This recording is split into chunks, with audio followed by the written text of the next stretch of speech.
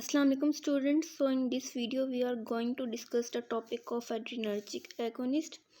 Adrenergic agonists are the drugs that act on the adrenergic receptors and potentiate the sympathetic activity throughout the body.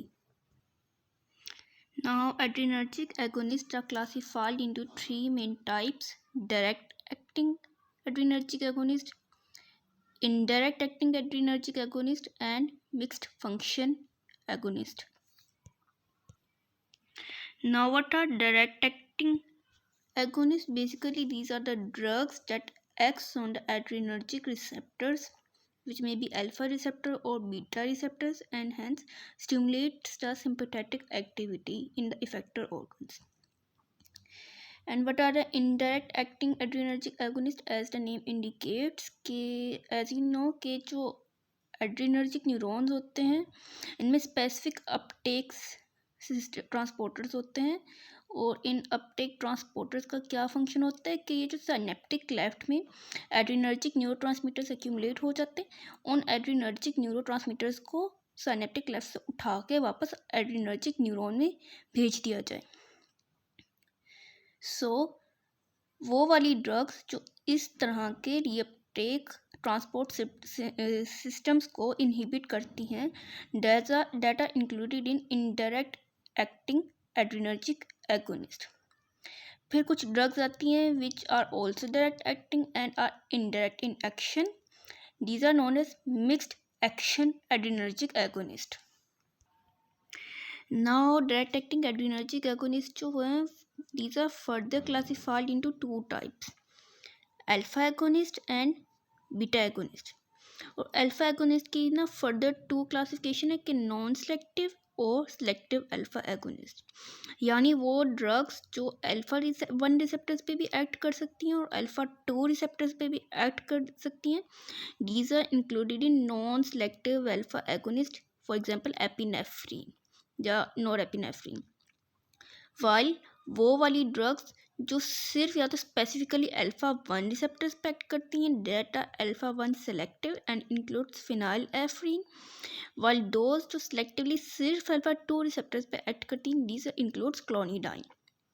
जबकि beta agonist जो हैं drugs, these are also classified into two types: non selective, which means कि drugs like isoproterenol जो beta 1 पे भी beta 2 receptors पे भी act कर सकती हैं, these are non selective beta agonist. While beta selective includes कि वो ड्रग्स जो सिर्फ बीटा 1 रिसेप्टर्स पे भी एक्ट करती हैं, दोज इंक्लूड्स दो बीटामाइन. या वो जो सिर्फ बीटा 2 रिसेप्टर्स पे एक्ट करती हैं, that includes albuterol. While indirect acting adrenergic drugs includes two drugs which are amphetamine and tyramine and cocaine.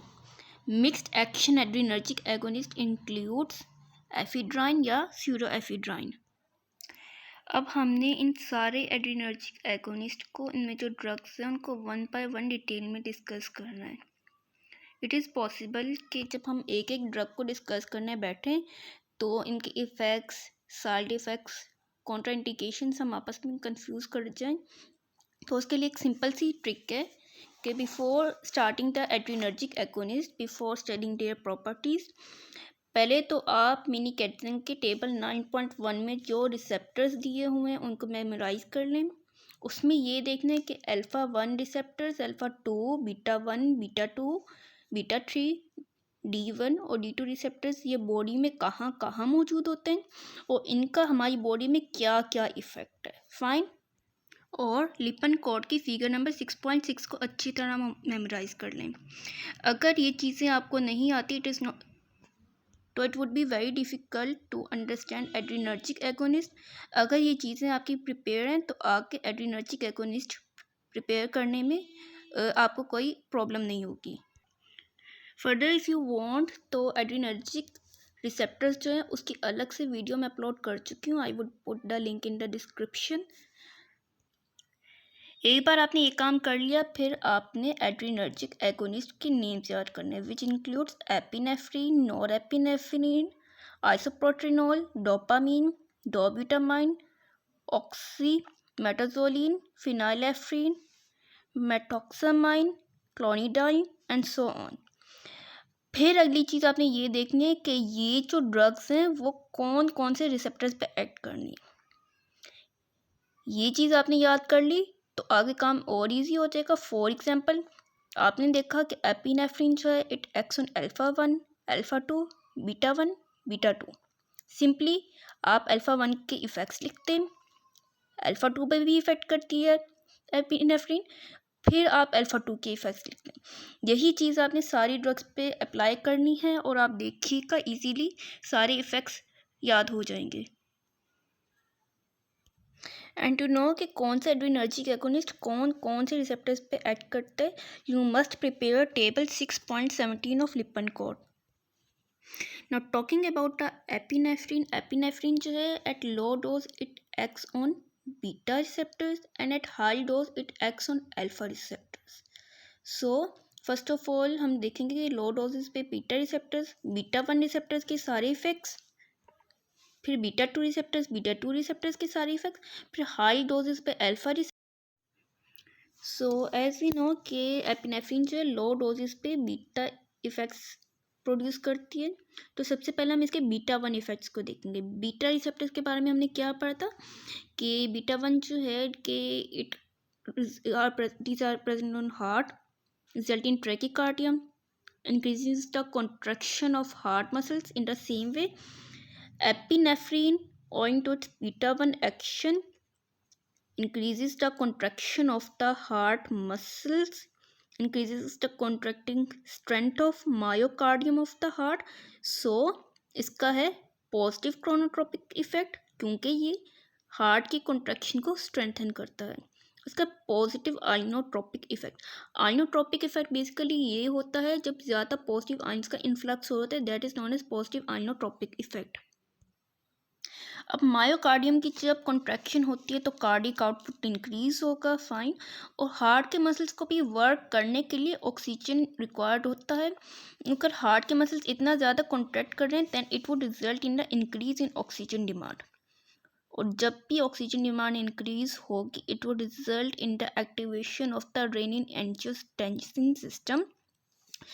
Rennin angiotensin system के रिजल्ट में रेनिन रिलीज होगा। और ये भी हमने पढ़ा था कि एपिनेफ्रिन जो है बीटा 1 इफेक्ट है इसका, और बीटा 1 रिसेप्टर्स कहाँ पे मौजूद होते हैं, these are present on the juxtaglomerular operators पे, ठीक है।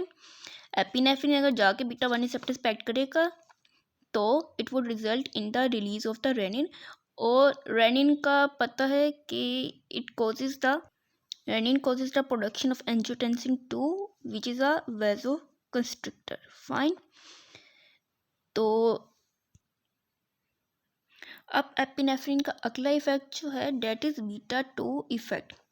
बीटा 2 रिसेप्टर्स कहाँ मौजूद होते हैं, these are present on skeletal muscles and on the liver. Epinephrine आगे बीटा 2 रिसेप्टर्स पे ऐड करेगा, it would result in the vasodilation in the skeletal muscles, ठीक है। और लीवर पे आगे जब ऐड करेगा लीवर के रिसेप्टर्स पे, it would result in the increase in glycogenolysis, increase in the glycogen breakdown and increasing the blood glucose level. अब जब एपिनेफ्रिन की हम डोज बढ़ा देंगे तो फिर इसका जो अल्फा इफेक्ट है वो स्टिमुलेट हो जाएगा। अल्फा रिसेप्टर्स के बारे में हमने क्या पढ़ा था कि अल्फा 1 रिसेप्टर्स कहाँ कहाँ मौजूद होते हैं, well alpha 1 receptors are present on blood vessels such as, blood vessels पे मौजूद होते हैं। तो ब्लड वेसल्स पे आगे जब एपिनेफ्रिन ऐड करेगा on alpha 1 receptors it would result in vasoconstriction, लेकिन वेजोकंस्ट्रिक्शन कहाँ पे होगी, it would act on the blood vessels of skin, mucous membrane and various viscera, ठीक है। वहाँ पे वेजोकंस्ट्रिक्शन होगी और वहाँ पे जो है ब्लड सप्लाई थोड़ी देर के लिए रुक जाएगा। डेट इज वाई कि एपिनेफ्रिन जो इसका यूज़ होता है इन द ट्रीटमेंट ऑफ शॉक, क्योंकि ये अल्फा 1 रिसेप्टर्स पे ऐड करके वेजोकंस्ट्रिक्शन करवा रहा है, फाइन। और विसरास की तरफ और ये जो किडनी की तरफ है ब्लड सप्लाई थोड़ा सा कम हो जाता है और बॉडी जो है वो कंपनसेटरी मैकेनिज्म की तरफ जा सकती है। दूसरा इफेक्ट जो है एपिनेफ्रिन का that is in the anaphylactic shock. Beta 2 receptors की एक और हमने खासियत पढ़ी थी कि ये ब्रोंकोडाइलेशन करवाते हैं। So if the person is suffering from anaphylactic shock तो अब रिक्वायर्ड है कि उसका जो ब्रोंकाई है वो डायलेट कर जाए ताकि रेस्पिरेशन जो है वो थोड़ी सी फैसिलिटेट हो। तो एपिनेफ्रिन आगे बीटा 2 रिसेप्टर्स पे एक्ट करेगा and it would result in the bronchodilation and is an effective drug in the treatment of anaphylactic shock. अब हमने ये भी पढ़ा था कि जो एपिनेफ्रिन है वो बीटा 2 रिसेप्टर्स पे एक्ट करके ग्लाइकोजन को रिलीज़ करवाता है, ग्लाइकोजिनोलाइसिस करवाता है ताकि ग्लाइकोजन की ब्रेकडाउन हो जाए और ग्लूकोज रिलीज़ हो जाए। और मज़ीद ये अल्फ़ा 2 रिसेप्टर्स पे एक्ट करता है और अल्फ़ा 2 रिसेप्टर्स का हमने क्या इफेक्ट पढ़ा था कि it inhibits the insulin. So owing to its alpha 2 effect and beta 2 effect, it increases the blood glucose level and result in hyperglycaemia. ये भी पढ़ा था कि beta receptors are located on the adipose tissues. Epinephrine acts on the beta receptors and result in the breakdown of the lipids and result in lipolysis. So up till now we studied about the effects of epinephrine on CVS, on respiratory system. It results in hyperglycemia and lipolysis. And what are the therapeutic uses of epinephrine? It results in a bronchos. It is used in the treatment of bronchospasm. It is used in the treatment of anaphylactic shock, treatment of cardiac arrest, and it is also used with anesthetics. अब anaesthetics में किस तरह से role होता है epinephrine का कि अगर हमने लोकल एनेस्थीसिया एडमिनिस्टर किया, इट इज़ हाई पॉसिबिलिटी कि due to increase in the blood flow वो लोकल एनेस्थीसिया जो है उस स्पेसिफिक पॉइंट से वॉश आउट हो जाए। तो एपिनेफ्रिन दिए जाते हैं ताकि वहाँ पे वेजो कंस्ट्रक्शन हो जाए, लोकल एनेस्थीसिया वहाँ से ज़्यादा वॉश आउट ना हो ड्यू टू ब्लड फ्लो, ठीक है, और वहाँ पे लोकल एनेस्थीसिया का इफेक्ट थोड़ा सा प्रोलॉन्ग हो जाए। Further, its adverse effects include CNS disturbances, hemorrhage, cardiac arrhythmias and pulmonary edema. अब कौन सी कंडीशंस हैं जिसमें एपिनेफ्रिन नहीं देनी चाहिए? First of all there is hyperthyroidism. Hyperthyroidism में थायरोक्सिन का लेवल इंक्रीज होता है, हार्ट रेट इंक्रीज होता है, और अगर हम ऊपर से एपिनेफ्रिन दे देंगे it would act on the beta 1 receptors and result in increase in the heart rate which is very dangerous. और कोकेन के साथ क्यों नहीं देनी चाहिए एपिनेफ्रिन? बिकॉज कोकेन जो है वी हैव हर्ड कि ये जो स्पेसिफिक न्यूरोट्रांसमीटर्स होते हैं ऑफ एड्रेनर्जिक न्यूरॉन्स, जिसमें एपिनेफ्रिन भी एक होता है, ये इनका एक स्पेसिफिक अपटेक सिस्टम होता है और ये अपटेक सिस्टम क्या करता है कि साइनेप्टिक क्लेफ्ट से न्यूरोट्रांसमीटर को उठा के वापस एक्सोप्लाज्म में न्यूरॉन में डाल दिया जाए। तो ये जो स्पेसिफिक रीअपटेक सिस्टम होता है of epinephrine that is inhibited by cocaine. तो अगर कोकेन के साथ हम एपिनेफ्रिन को दे देंगे, एपिनेफ्रिन का इफेक्ट जो है वो डिक्रीज हो जाएगा। डायबिटीज़ के केस में क्यों नहीं दी जाती epinephrine? Because epinephrine increases the blood glucose level, जो डायबिटीज़ के केस में हमें नहीं चाहिए।